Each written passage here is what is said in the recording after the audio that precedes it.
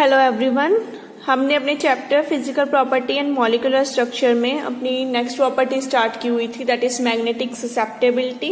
इससे पहले दो properties optical activity and dipole moment हम फिनिश कर चुके हैं। हम मैग्नेटिक ससेप्टेबिलिटी की बात कर रहे थे कि ससेप्टेबिलिटी कहती है which is I upon H. I is intensity of magnetization and H is applied field strength. ठीक है, इसे हमने इन टर्म्स ऑफ म्यू यानी मैग्नेटिक परमेबिलिटी की टर्म्स में निकाला था, जिसे हमने डाया, पैरा एंड फेरोमैग्नेटिक के लिए पढ़ा था। Mu is less than 1 for diamagnetic substances, greater than 1 for para and very high for ferromagnetic substances. ठीक है, और हमने इसका एक मेथड भी कर लिया था डिटर्मिनेशन का, दैट इज गॉयस मेथड, कि गॉयस की हेल्प से हम कैसे मैग्नेटिक ससेप्टेबिलिटी को फाइंड आउट करेंगे। ठीक है, अब क्योंकि ये फिजिकल प्रॉपर्टी हम पढ़ चुके हैं, अब इसकी हेल्प से मॉलिक्यूलर स्ट्रक्चर कैसे निकालना वो पढ़ते हैं। यानी कि next topic is magnetic susceptibility and molecular structure.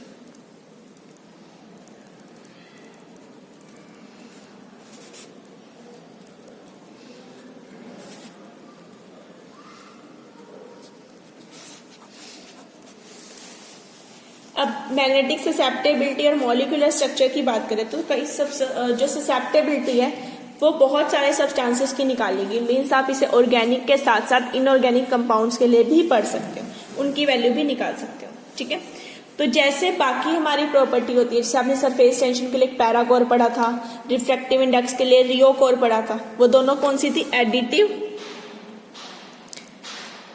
As well as constitutive.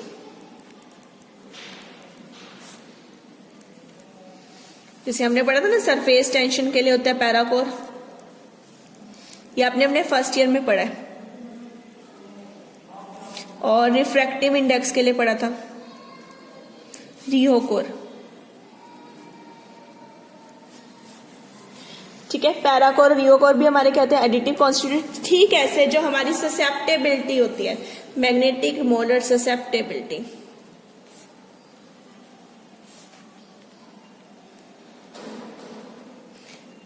ये भी हमारी क्या होती है? एक additive as well as constitutive property. Additive property means number of atoms कितने हैं उसके ऊपर डिपेंड करेगी, और कॉन्स्टिट्यूटिव मींस उसकी कॉन्स्टिट्यूशन कैसे, इसमें डबल बॉन्ड कितने हैं, रिंग कितनी है, ट्रिपल मेंबर रिंग कितनी है, 6 मेंबर रिंग कितनी है, उन सब वैल्यू पे। डबल बॉन्ड कितने हैं, सिंगल बॉन्ड कितने हैं, ट्रिपल बॉन्ड कितने हैं, इन वैल्यू पे। तो वो कॉन्स्टिट्यूटिव और कितने एटम है उनके ऊपर डिपेंड करेगी, तो वो क्या होगी? Additive property. ठीक है, तो हर एटम के लिए कुछ ना कुछ मैग्नेटिक ससेप्टेबिलिटी की वैल्यू गिवन होगी आपको एक टेबल में। आपने उस टेबल की हेल्प से अपना सब्सटेंस की वैल्यू को फाइंड आउट करना है। ठीक है, जैसे मैं एक एग्जांपल ले रही हूं, मैंने यहाँ पे एग्जांपल में लिया है ये स्ट्रक्चर।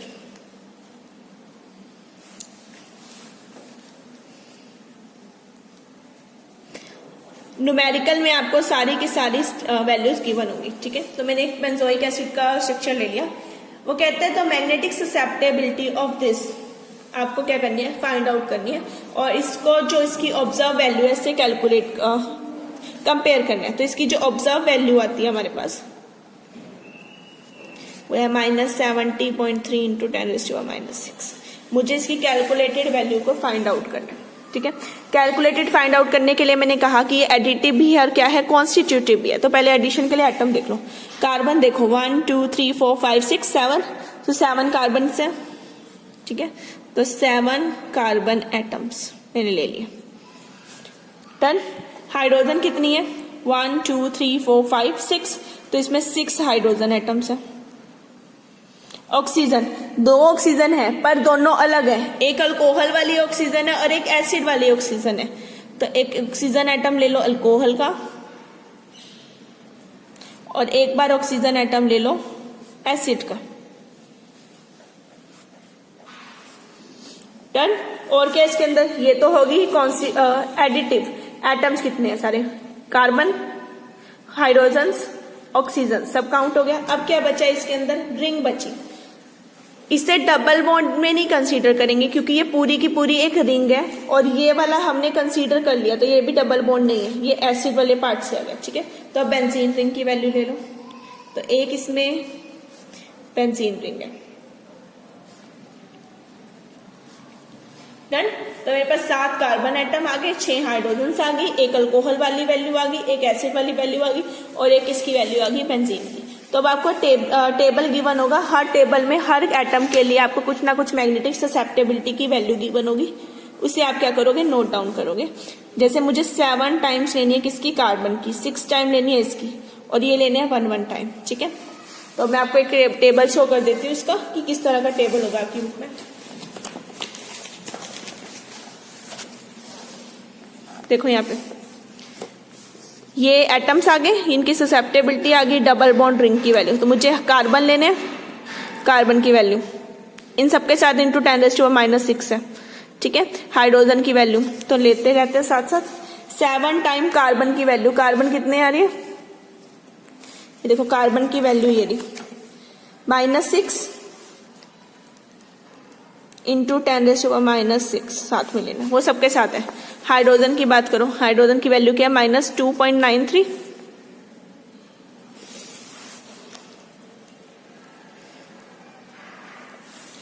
एक ऑक्सीजन, कौन सा, एल्कोहल वाला, हर किसी की अलग अलग होगी। देखो ऑक्सीजन इन एल्कोहल और ईथर उसकी वैल्यू इतनी है, और मुझे दूसरा कौन सा लेना है, एसिड्स, ठीक है। तो एसिड में उसकी वैल्यू इतनी है, तो अल्कोहल के लिए अलग ले लो और एसिड के लिए वैल्यू ले ली -3.36 इंटू 10⁻⁻⁶। और देखो बेंजीन रिंग के लिए ये वैल्यू है। डन, सारी वैल्यूज ले ली, ये ऐसे ही मल्टीप्लाई कर लो, ठीक है। ये 13 पॉइंट समथिंग आ जाएगा, ये 42 आ जाएगा, और सारी वैल्यूज को जब मैंने प्लस अप करूंगी तो मेरे पास जो सम अप आएगा वो नियरली है मेरा 69.05 इंटू 10⁻⁻⁶। आप प्लस करके देख सकते हो। ये मेरी किसकी वैल्यू आई, कैलकुलेटेड वैल्यू, तो आ गई टोटल कैलकुलेटेड वैल्यू। इसके अलावा मेरे पास ऑब्जर्व वैल्यू, दोनों को आप कंपेयर कर सकते हैं नियर अबाउट, ठीक है। अब इसकी हेल्प से स्ट्रक्चर कैसे निकालेंगे, मान लो मुझे किसी की एक जनरल मॉलिक्यूलर फॉर्मूला गिवन है, उसकी ऑब्जर्व वैल्यू इतनी गिवन है, ठीक है, कि उसकी वैल्यू इतनी आ गई। आप उसके एक से ज्यादा स्ट्रक्चर बना सकते हो, स्ट्रक्चर बना के देखो, हर स्ट्रक्चर के लिए वैल्यू कैलकुलेट करके देखो, जिस भी वैल्यू का मैच ऑब्जर्व वैल्यू से हो जाएगा, नियर अबाउट आ जाएगा, वो उसका एक्चुअल स्ट्रक्चर है। तो हम इसकी हेल्प से कैसे निकाल सकते हैं, मॉलिक्यूलर स्ट्रक्चर। क्लियर। तो इस तरह हम मैग्नेटिक ससेप्टेबिलिटी की हेल्प से मॉलिक्यूलर स्ट्रक्चर को फाइंड आउट कर सकते हैं। डन, जो हमारा मेन काम था कि किसी भी फिजिकल प्रॉपर्टी की हेल्प से मॉलिक्यूलर स्ट्रक्चर कैसे निकालना। अब हम बात करते हैं इसी में डायामैग्नेटिज्म और पैरामैग्नेटिज्म कैसे होते हैं। Now next topic is explanation of diamagnetic behaviour and paramagnetism.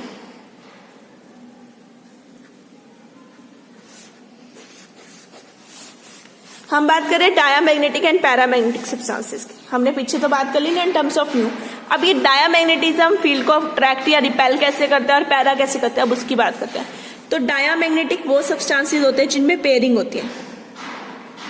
Diamagnetic वही रहते हैं, पेयर होते हैं सारे, कोई सारे पेयर्ड इलेक्ट्रॉन है। पैरामैग्नेटिक वो होते हैं जिनमें अनपेयर्ड होते हैं इलेक्ट्रॉन्स।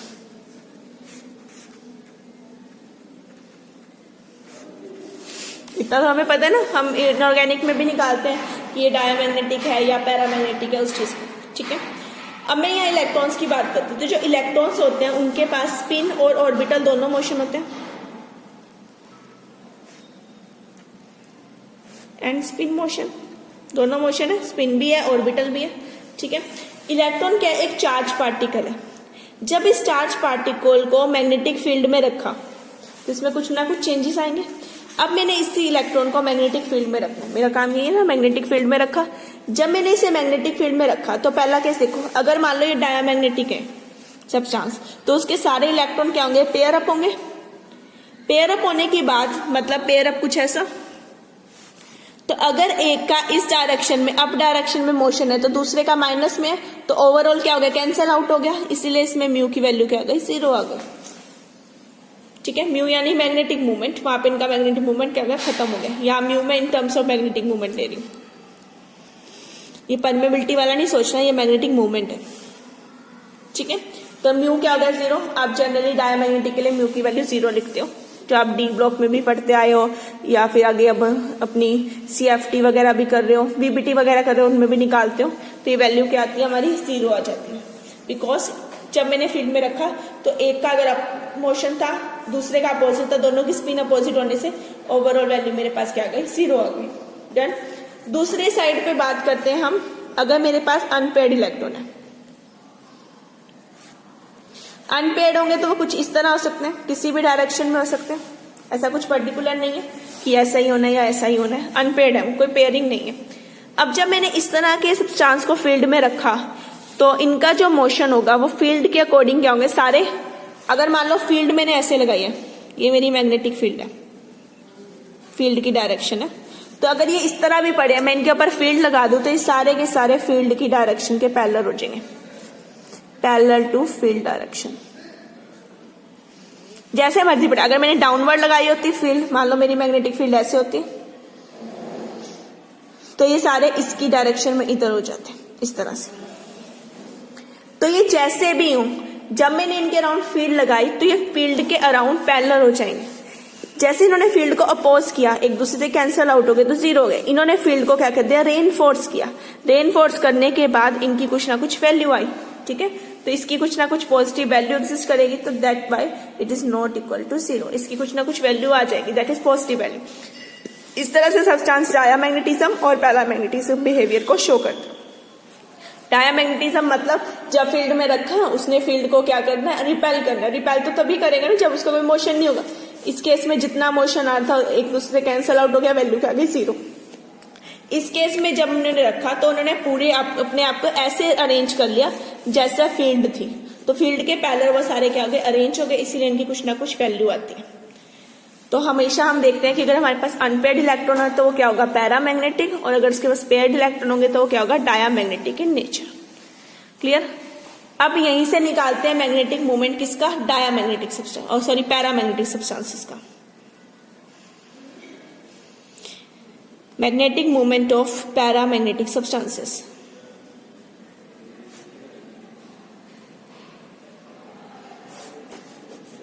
अब पैरामैग्नेटिक सब्सटेंसेस लेते हैं और उनका मैग्नेटिक मोमेंट निकालते हैं in terms of magnetic susceptibility. तो वो वैल्यू हमारे पास आती है, this is equal to alpha M into mu square. ये रिलेशन है जिसे आपने आगे यूज भी करना है, ठीक है। This M is equal to molar magnetic susceptibility जो हमने पीछे भी निकाल लिया,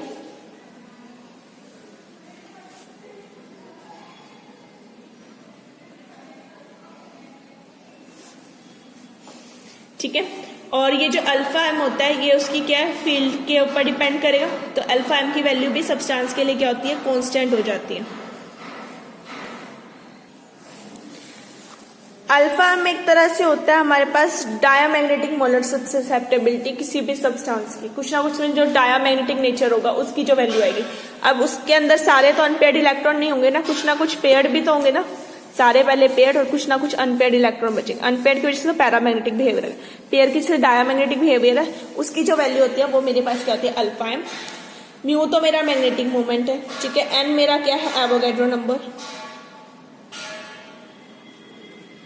टी टेम्परेचर, और ये जो के है ये है बोल्ट्जमैन कांस्टेंट।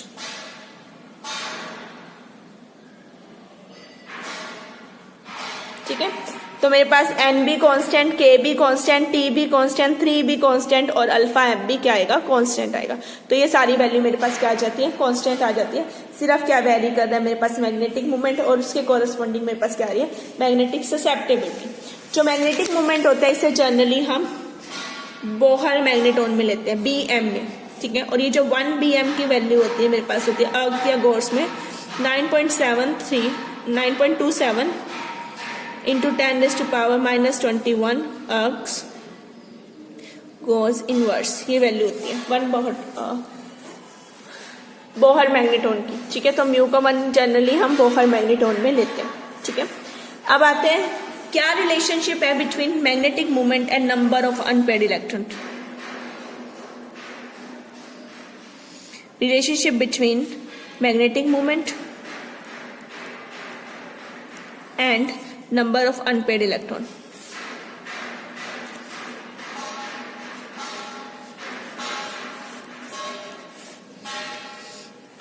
तो मैग्नेटिक मोमेंट हमने पीछे बात की थी दो तरह के मोशन की, एक था ऑर्बिटल और एक था स्पिन।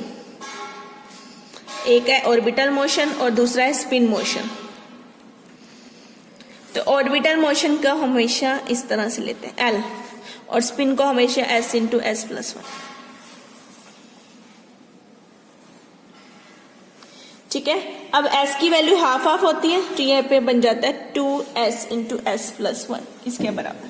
ठीक है, तो हम जब भी अपने इसमें बात करते हैं मोशन की, अनपेयर्ड इलेक्ट्रॉन की, तो हमेशा हम स्पिन को कंसीडर करते हैं, ऑर्बिटल को नहीं, क्योंकि ऑर्बिटल वहां से एक तरह से नेग्लिजिबल वैल्यू आ जाती है ऑर्बिटल कंट्रीब्यूशन की। ऑर्बिटल का मोशन इतना ज्यादा नहीं होता, इसलिए ऑर्बिटल मोशन को हम निग्लेक्जिबल मानते हैं और इस वैल्यू को यहाँ से रिमूव करके सिर्फ इसे लेते हैं।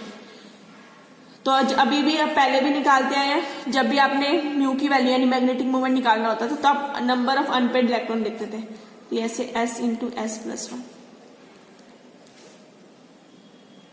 ठीक है, अब S क्या मेरा हाफ हाफ है।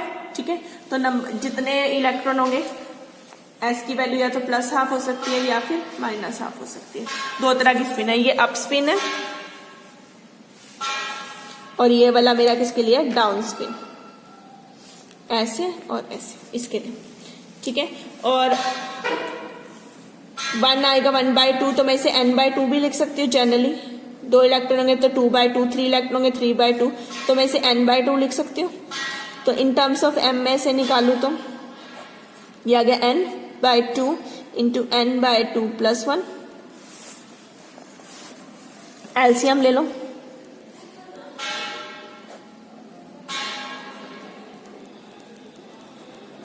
2 इंटू 2 4 आएगा, मैंने उसे रूट से बाहर लेके 2 ले लिया, कैंसल आउट हो गया, ये आ गया। एस क्या था, स्पिन थी, half plus half minus half, generally हम हाफ में कंसीडर करते हैं। ठीक है, अगर एक इलेक्ट्रॉन है अनपेयर्ड तो 1/2, 2 है तो 2/2, 3 है तो 3/2, 4 है तो 4/2, तो ये क्या n/2, n क्या है मेरे नंबर ऑफ अनपेयर्ड इलेक्ट्रॉन।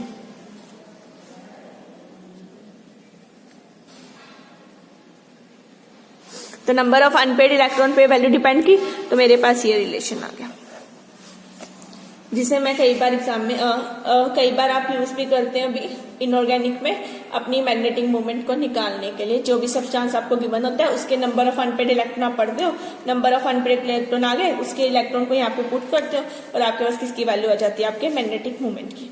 ठीक है, ये तो आ गया है magnetic moment in terms of number of unpaired electron. अब इसी से ससेप्टेबिलिटी निकाल सकते हैं, तो अगला टॉपिक आता है हमारे पास relationship between molar magnetic susceptibility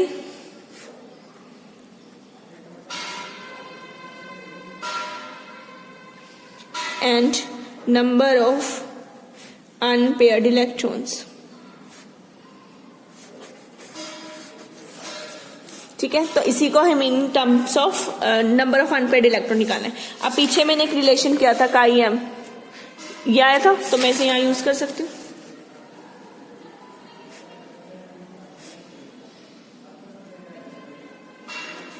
ये था, और अभी मैंने ये भी किया, m की वैल्यू √n इंटू n+2, इन दोनों को मर्ज कर दूं, मार्क इट एज इक्वेशन 1 और 2। जो हमारे सब्सटेंस होते हैं α1 की वैल्यू हमेशा उसमें हम क्या लेते हैं 1, तो अगर मैं इसे 1 पुट कर दूं तो मेरे पास ये आ जाएगा। ठीक, put use equation 2 here, equation 2 को मैं यहाँ यूज कर लूं तो मेरे पास ससेप्टेबिलिटी कैसे आ जाएगी, इसकी जगह मुझे क्या रखना है n इंटू n+2, रूट है स्क्वायर है कैंसिल आउट हो जाएगा, इंटू अंदर क्या आ जाएगा n/3kT। ठीक है, तो मेरे पास ये रिलेशनशिप आ गया, this is n/3kT, n Avogadro number, 3kT की वैल्यू आप पुट करो, वहां से वैल्यू निकाल सकते हो। ठीक है, अब मान लो मेरे पास नंबर ऑफ, एक साइड ले लो नंबर ऑफ अनपेयर्ड इलेक्ट्रॉन, एक साइड ले लो इनकी स्पिन मूवमेंट μm की वैल्यू, और एक साइड इसकी वैल्यू ले लो। एक इलेक्ट्रॉन भी हो सकता है अनपेयर्ड, 2 भी, 3 भी, 4 भी, 5 भी। अभी डी ब्लॉक के लिए तो मैक्सिमम 5 तक ही होंगे ना। ठीक है, तो 5 तक हमने ले लिया, पुट करो फॉर्मूला √n इंटू n+2, ये फॉर्मूला 1 इंटू 1 प्लस 2 √3 आ जाएगा, √3 की वैल्यू 1.732। अगला करो 2 इंटू 2 प्लस 2 4 प्लस 2 6, इस तरह से आप वैल्यू निकालोगे तो ये वैल्यू मेरी आती है 2.83। नेक्स्ट वैल्यू मेरे पास आती है 3.83, 4.90, 5.92। ठीक है, इसमें आप वैल्यू पुट करो n/3 n into n plus 2। Value put करके देखो, ये वाला पूरा निकाल लिया, ये आ जाएगा n की वैल्यू, 3 की वैल्यू और k और t की वैल्यू जो है स्टैंडर्ड वैल्यू आपने यहाँ पे पुट करनी है। जब आप इसे सोल्व करोगे तो ये आता है 1260 इंटू 10⁻⁻6, 3360, 62, 90, 10, 10। तो मेरे पास ये वैल्यूज आती है। ठीक है, ये पर्टिकुलर टेबल है, आपको याद रखने की जरूरत नहीं है, जिसकी भी वैल्यू निकालनी होगी उससे आप निकाल सकते हैं। ठीक है, आपको मान लो कोई भी दिया, उसको नंबर ऑफ अनपेड इलेक्ट्रॉन निकालने हैं, तो नंबर ऑफ अनपेड इलेक्ट्रॉन यहाँ से आप मैच करोगे, कितनी ससेप्टेबिलिटी आई आप उसकी वैल्यू यहाँ से निकाल सकते हो। ठीक है, मान लो 5 इलेक्ट्रॉन है तो इसकी ससेप्टेबिलिटी इसके अराउंड होगी। मान लो आपको ससेप्टेबिलिटी गिवन है तो इस टेबल से रिलेट करके उसमें आप नंबर ऑफ अनपेड इलेक्ट्रॉन आप फाइंड आउट कर सकते हैं। क्लियर? तो ये था हमारे पास मैग्नेटिक मोमेंट, और उसको इन टर्म्स ऑफ हमने निकाल दिया, मैग्नेटिक मोमेंट अनपेड इलेक्ट्रॉन की टर्म्स में, फिर हमने ससेप्टेबिलिटी निकाली इन टर्म्स ऑफ अनपेड इलेक्ट्रॉन। अब आते हैं अपनी next topic, that is application of magnetic susceptibility. हमारा लास्ट टॉपिक है एप्लीकेशंस ऑफ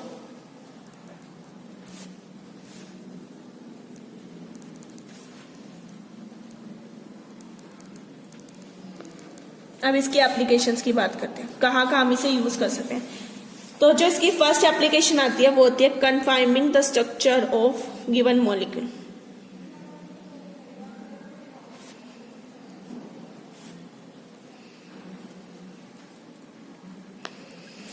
अभी देखो, मैंने पीछे जहां पे इसे फिजिकल प्रॉपर्टी को यूज किया था मॉलिक्यूलर स्ट्रक्चर निकालने में, बेंजोइक एसिड का स्ट्रक्चर निकाला था अभी पीछे ही, वहां पे मैंने कहा था कि एक ऑब्जर्व वैल्यू आपको गिवन है, मॉलिक्यूलर फॉर्मूला आपको गिवन होगा किसी भी कंपाउंड का, आपने सारे वैल्यूज को ऐसे पुट करके आपको क्या निकालनी है, ससेप्टेबिलिटी।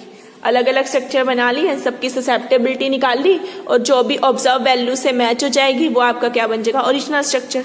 तो इस तरह से मुझे कोई भी मॉलिक्यूल गिवन होगा तो मैं इसका स्ट्रक्चर निकाल सकती हूँ, बिकॉज जो हमारी मैग्नेटिक ससेप्टेबिलिटी है वो क्या है, एडिटिव एंड कॉन्स्टिट्यूटिव प्रॉपर्टी। तो हम यहाँ पे कौन सा एग्जाम्पल ले सकते हैं, एग्जाम्पल किसका लेंगे, पीछे जो किया बेंजोइक एसिड, प्रीवियस एग्जाम्पल जो हमने किया। ठीक है, उसमें तो एक डायरेक्ट ही गिवन था, मान लो आपको सिर्फ मॉलिक्यूलर फॉर्मूला गिवन है, 2-4 स्ट्रक्चर बनते हैं, सारे बना लो, सबकी ससेप्टेबिलिटी निकालो, जो भी ऑब्जर्व वैल्यू से मैच करेगी वो उसका ओरिजिनल स्ट्रक्चर बन जाएगा। ठीक है, आते सेकेंड इसकी एप्लीकेशन पे। सेकेंड एप्लीकेशन है calculation of number of unpaired electron in molecules, ions कुछ भी हो सकते हैं, मॉलिक्यूल्स एंड आयंस कुछ भी आप ले सकते हो, किसी में भी अनपेड इलेक्ट्रॉन निकाल सकते हैं। अभी मैंने पीछे यहाँ टेबल किया ससेप्टेबिलिटी का इन टर्म्स ऑफ अनपेड इलेक्ट्रॉन। ठीक है, मुझे एक कंपाउंड दिया हुआ है, मुझे उसकी ससेप्टेबिलिटी पता है, ससेप्टेबिलिटी की हेल्प से मैं उसकी क्या निकाल सकती हूँ, वैल्यू निकाल सकती हूँ, किसकी, मैग्नेटिक मोमेंट की, और number of unpaired electron. For example, जब ऑक्सीजन की मैग्नेटिक ससेप्टेबिलिटी को पढ़ा गया तो वो वैल्यू मेरे पास आई 3400 इंटू 10⁻⁻6, ये आई, डन, ससेप्टेबिलिटी आ गई। अब मुझे नंबर ऑफ अनपेड इलेक्ट्रॉन निकालने, टेबल देखो 3400 नियर अबाउट किसके है, इसके नियर अबाउट है, तो कितने अनपेड इलेक्ट्रॉन होंगे, 2। ठीक है, that means it has 2 unpaired electron.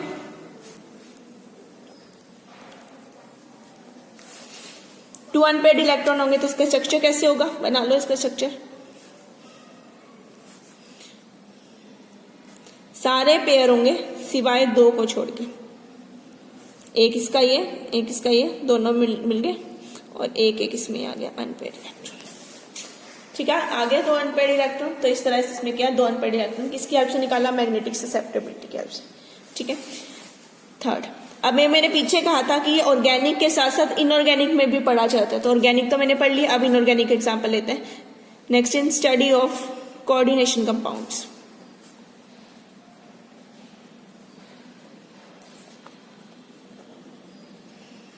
Coordination compounds लेने हैं, तो मैंने यहाँ 2 एग्जांपल ले रही हूँ, आयरन के ही 2 हैं, FeCN6 3 नेगेटिव, और एक साइड ले लिया FeF6 3 नेगेटिव। 2 एग्जांपल ले लिए, एक बार साइनाइड का और एक बार फ्लोरीन के साथ। आयरन है atomic number 26, argon 3d6 4s2, मैं ऐसे लिखूंगी। इस केस में निकालोगे तब भी +3 आ रहा है, इस केस में निकालोगे तब भी +3 आ रहा है, तो आयरन +3 ले लो। +3 की बात करूं तो दोनों इसमें से चले जाएंगे, तो मेरे पास क्या बचेगा 3d5। ठीक है, तो मैं अभी आयरन को अगर ड्रॉ करूं तो मेरे पास 3d5 है। ठीक है,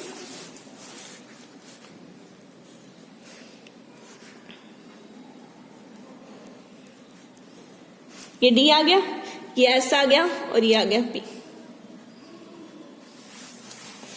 3D 4S 4P, जैसे आप इनऑर्गेनिक में करते हो बिल्कुल वैसे। ठीक है, मेरे पास कितने हैं 5, तो 5 को डाल दो 1 2 3 4 5, डन। अब ले लो एक बार FeCN6 3 नेगेटिव,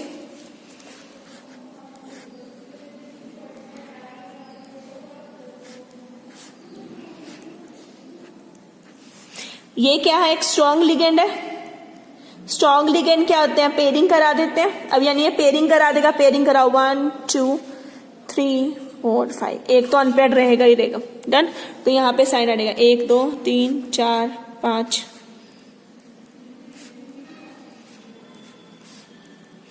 आप यहाँ पे एक्स से भी रिप्रेजेंट कर सकते हो जैसे लिगेंड होते हैं। ठीक है, तो जब मैंने इसे निकाला तो ये कितना है D2, एक S यूज हुआ 3P, D2sp3 आ गई हाई पोजीशन। अब मैं निकालती हूँ आयरन F6 3 नेगेटिव के लिए। अब ये वीक लिगेंड है, तो यानी ये तो पेयरिंग नहीं कराएगा।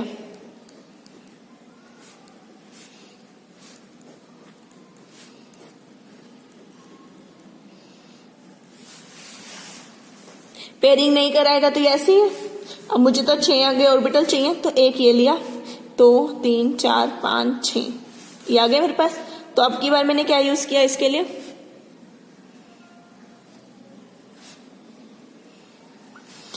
sp3d2, done. जब मैंने इसमें नंबर ऑफ अनपेड इलेक्ट्रॉन पढ़े तो वो 5 आए, जब इसमें अनपेड इलेक्ट्रॉन पढ़े तो कितने आए 1। जब मैंने इससे ससेप्टेबिलिटी निकाली तो उसकी वैल्यू अलग आई, इससे ससेप्टेबिलिटी निकाली तो अलग आई। तो अगर मुझे मान लो ससेप्टेबिलिटी दी है तो मैं नंबर ऑफ अनपेड इलेक्ट्रॉन निकाल सकती हूँ, और अनपेड इलेक्ट्रॉन दिया तो मैं इससे ससेप्टेबिलिटी निकाल सकती हूँ। तो इस तरह से हम इसे कोऑर्डिनेशन कंपाउंड्स के लिए भी स्टडी कर सकते हैं, डन। नेक्स्ट 4th एप्लीकेशन है to find formula of compounds.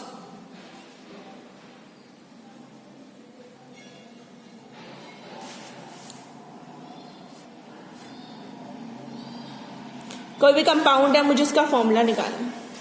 ठीक है, जैसे मैंने लिया यहां पर हाइपोफॉस्फोरिक एसिड,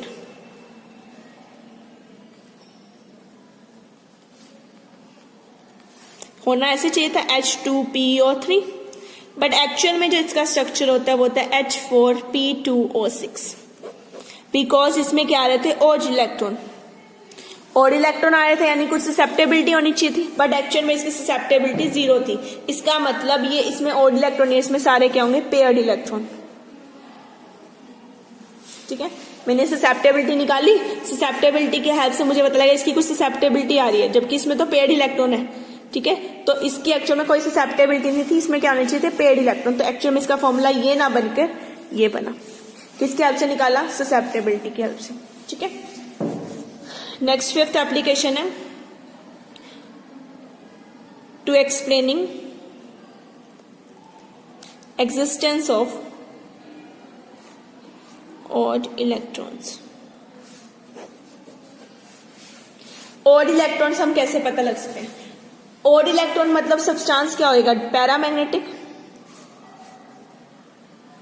अभी तक यही करे ना, पेयर्ड इलेक्ट्रॉन मतलब डायामैग्नेटिक। ठीक है, तो हम क्या करेंगे, इनकी मैग्नेटिक मोलर ससेप्टेबिलिटी को शो करेंगे, उसकी वैल्यू से हमें पता लगेगा कि हमारे सब्सटेंस में ओड इलेक्ट्रॉन आ रहे हैं या पेयर्ड इलेक्ट्रॉन आ रहे हैं। अगर वैल्यू 0 आ रही है दैट मीन्स वो पेयर्ड इलेक्ट्रॉन है, अगर उनमें कुछ वैल्यू एग्जिस्ट कर रही है तो उनमें क्या है अनपेयर्ड इलेक्ट्रॉन यानी ओड इलेक्ट्रॉन। और कितने ओड है वो हम इसकी टेबल की हेल्प से निकाल सकते हैं। ठीक है, जैसे हमने पढ़ा इसके लिए नाइट्रिक ऑक्साइड क्लोरीन डाइऑक्साइड, ये सारी की सारी जो गैसेज है इन सबको किसकी हेल्प से निकाला गया, मैग्नेटिक ससेप्टेबिलिटी की हेल्प से इनका स्ट्रक्चर निकाला गया। डन। और इसकी जो लास्ट हमारी एप्लीकेशन है वो है in formation of free radical.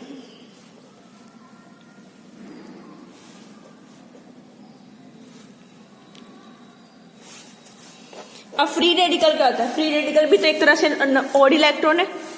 Free radical means odd electron है तो उसकी क्या एग्जिस्ट करेगी, कुछ ना कुछ मैग्नेटिक ससेप्टेबिलिटी।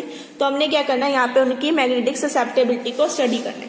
जैसे हम एग्जांपल ले रहे हैं, अल्फा निप्थाइल डाइफिनाइल मिथाइल, मैंने ये सब्सटेंस लिया। जब इसकी ससेप्टेबिलिटी फाइंड आउट की गई तो वो आई थी 140 इंटू 10⁻⁻⁶। ठीक है, जब कैलकुलेट की गई आई, जो इसकी थ्योरेटिकल वैल्यू आई वो आई हमारे पास 5.4।